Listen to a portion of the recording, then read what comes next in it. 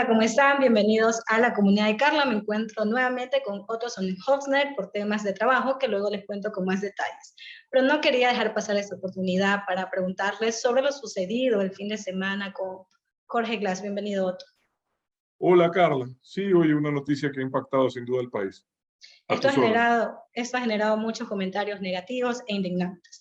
Yo la verdad no soy ni lacista, ni morenista, peor correísta, pero te había comentado la vez anterior que mi hermano sí es correísta. Entonces esto fue tema de discusión el fin de semana, que a la larga dijimos, ¿sabes qué? Vamos a tomarnos unos tragos. Él obviamente celebrando la salida de Glass y yo indignada por la justicia, a ver cómo está por los suelos. ¿Cuál fue tu impresión al ver la salida de No, Glass? lo primero es que me apena que la política divida a familias. Tú no tienes por qué tener que, digamos, puedes tener diferencias con tu hermano en todo en la vida, siempre y cuando sea con respeto, pero la política no tiene por qué dividir hogares. Ese fue uno de los problemas en su momento del correísmo, esta radicalización ideológica, dogmática del día a día de las familias, cuando en verdad lo que yo siempre digo es que no hay que dividirse por ideología, sino unirse por objetivos. Uno de esos objetivos debe de ser vivir en una sociedad justa, en una sociedad en donde quien comete un crimen responda ante la justicia.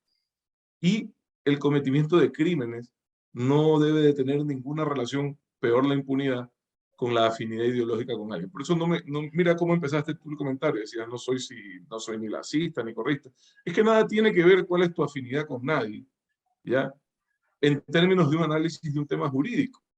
El Ecuador vivió uno de los más grandes asaltos a sus arcas públicas en esa época, y durante ese tiempo, en la mayoría de los casos, lo que se hacía era esconder debajo de la alfombra esa corrupción o en algunos momentos hasta homenajearla. ¿Por qué?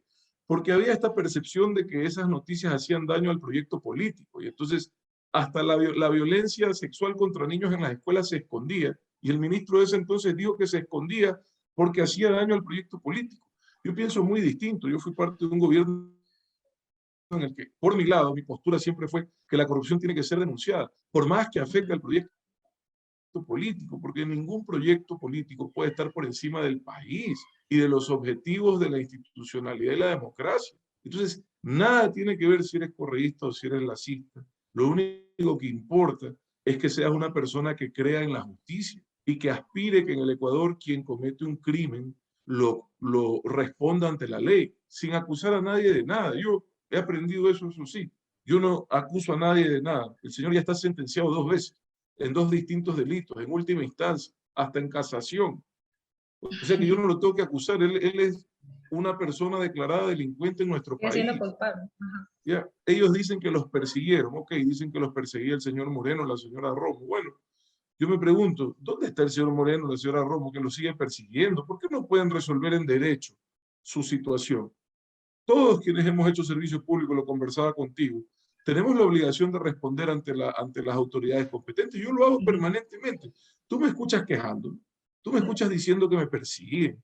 No, yo lo que hago es responder con la paz, la tranquilidad, que me da la certeza de tener la conciencia tranquila y en paz de saber que hice las cosas bien.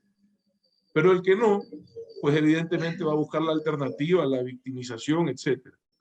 No hubo en ningún momento, mientras yo fui parte de ese gobierno, una orden a un juez, a un fiscal. Nunca. Lo hubiese denunciado porque no hubiese estado de acuerdo. Es que nadie le está pidiendo al señor Lazo que meta las manos en la justicia. Eso es lo que hacían los otros.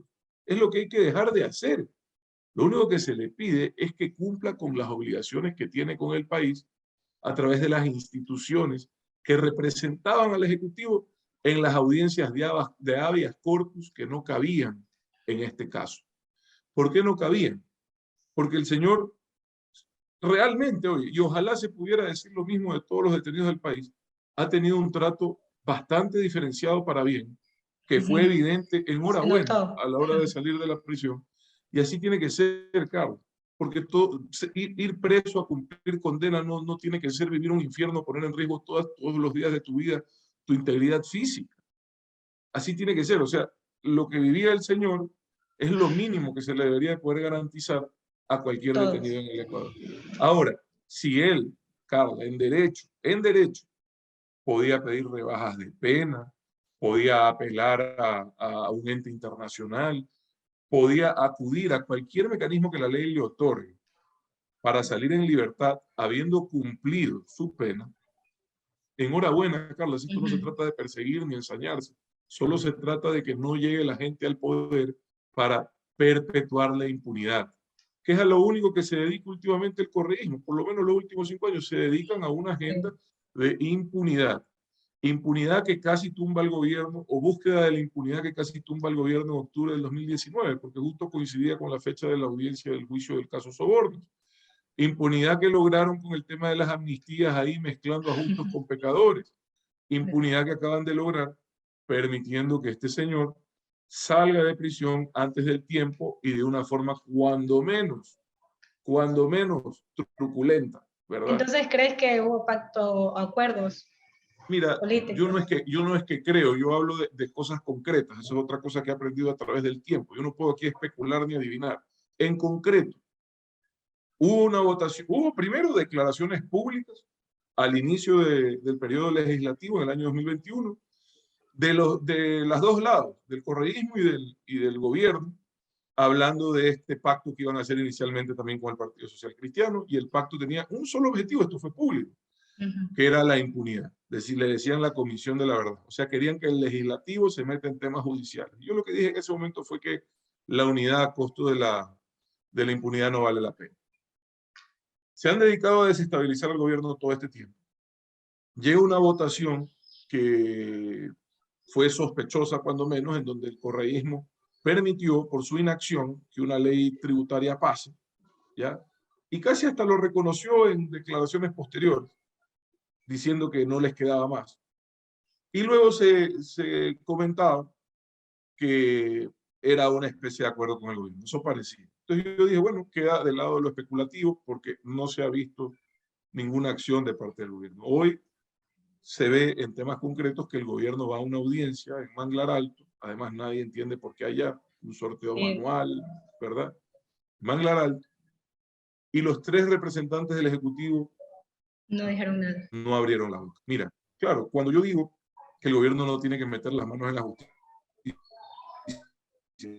pero sí tiene que hacer su trabajo de forma competente, me refiero a eso, a que cuando a ti como autoridad te convocan a que participes a una audiencia en un tema tan delicado y tan importante, lo mínimo que puedes hacer, preveyendo, porque no es la primera vez, es la 7ª audiencia de habeas corpus del señor Glass desde que está detenido, la 7ª, preveyendo que la intención es la impunidad y que se lo quiere hacer además de forma cuando menos irregular, si no ilegal, primero tienes que alertar a la opinión pública, advertir a la ciudadanía de cuáles son las intenciones. A nadie nos advirtieron, ya nos enteramos post-mortem.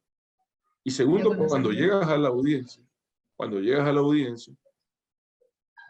tienes que ejercer la debida defensa del Estado de Derecho y la legalidad, porque bajo el argumento sobre el cual ha sido liberado este individuo, con la complacencia, por no decir la complicidad, de quienes presenciaron esa audiencia en representación del Ejecutivo, bajo esa lógica no debería de quedar un preso detenido en el Ecuador.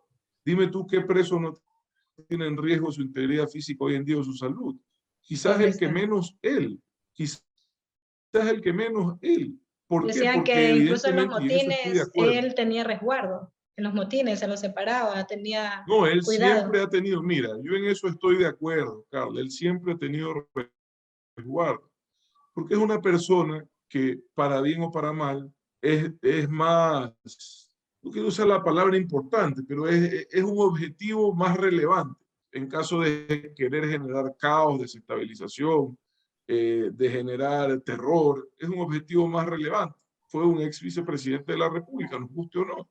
Y entonces, por eso es que en muchos países, y en el Ecuador también, sino que aquí tendemos a satanizar estas cosas, a ese tipo de detenidos se los tiene en instituciones separadas, ¿verdad? Porque no puedes exponerlos a ese tipo de riesgo. En verdad es real, es real. Yo en eso sí, ¿para qué te voy a decir? Me parecía correcto que él tenga una supervisión de seguridad adicional.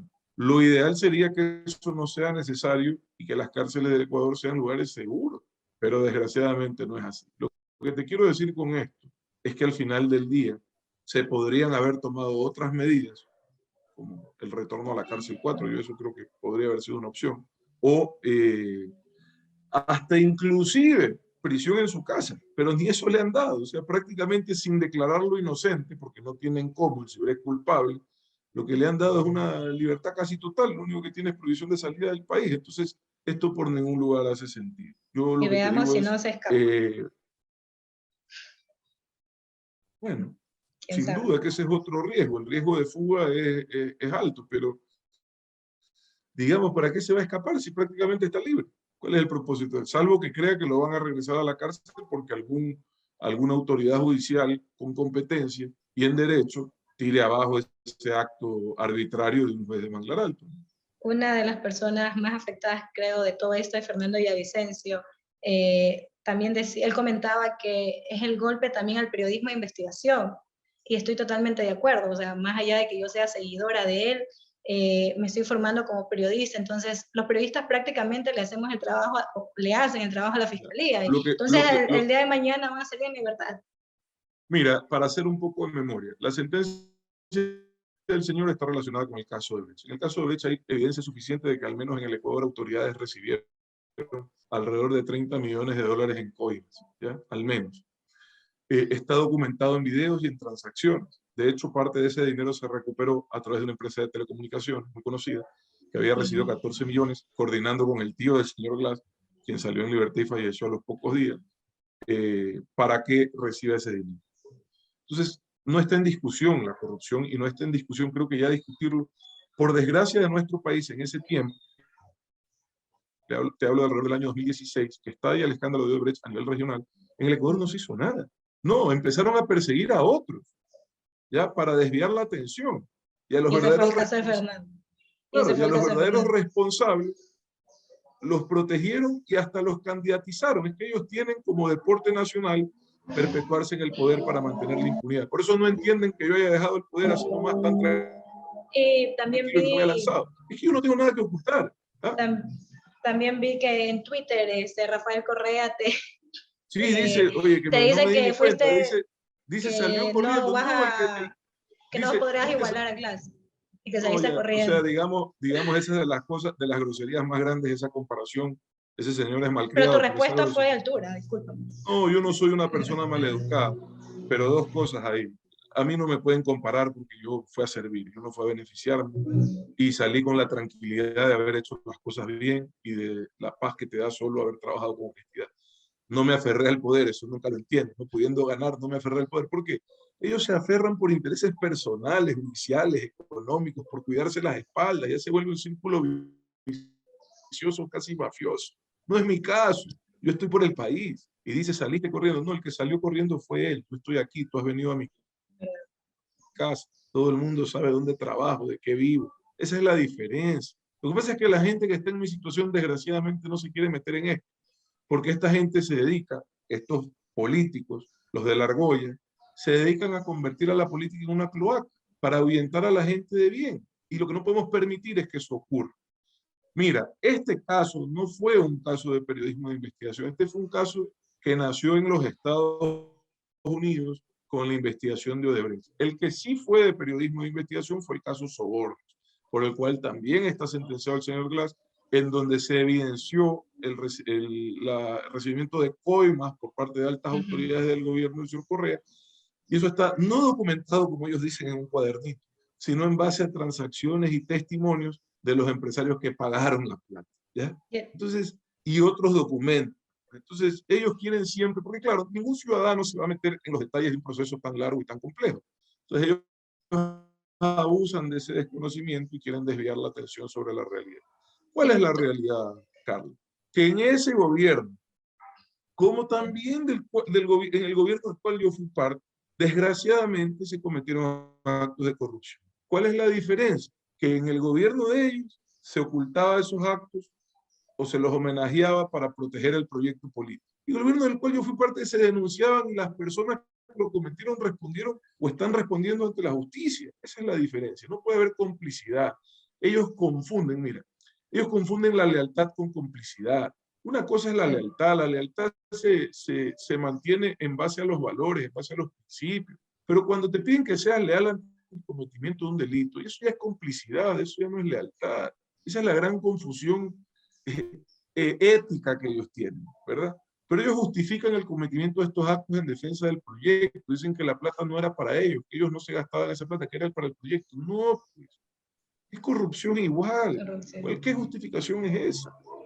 ¿Y qué opinión Así es, tienes Carlos. entonces del actual gobierno con todo esto? Bueno, en especial del presidente.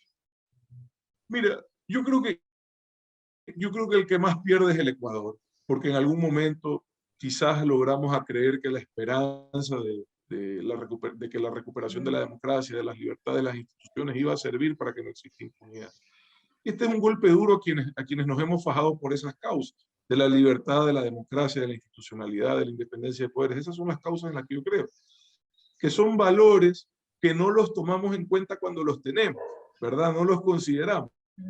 Pero mientras los perdimos, nos hacían tanta falta. Y ya cuando los recuperamos, no los valoramos, ¿verdad? Pero esa es la base del desarrollo.